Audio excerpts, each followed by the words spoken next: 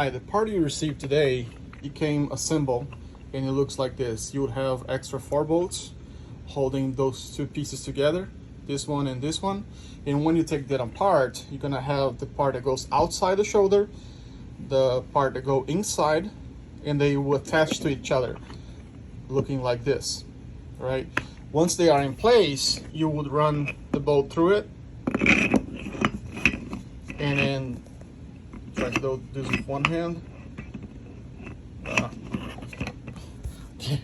So, and then this part goes in here through the with the in the torso, and then they might have a bigger gap or a smaller gap here. If they have a bigger gap, you can just go ahead and use the nut and then attach to the bolt. The bolt will lock on here. There, the bolt locks right there.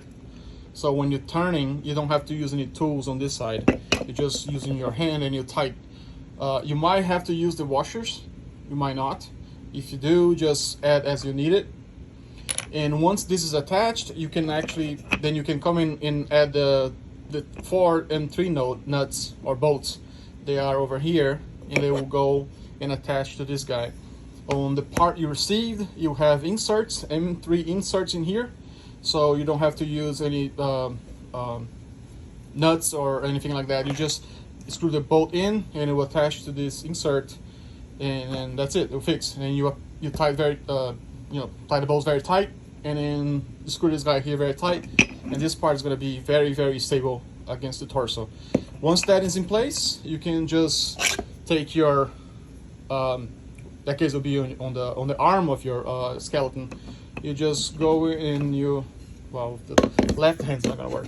So just go in, you put against it, and there'll be a bolt in here on your part, or if you have the female that I supplied, and they line up right there. You can see the bolt right there lining up, and you just screw that in place, and then that's it, fixed.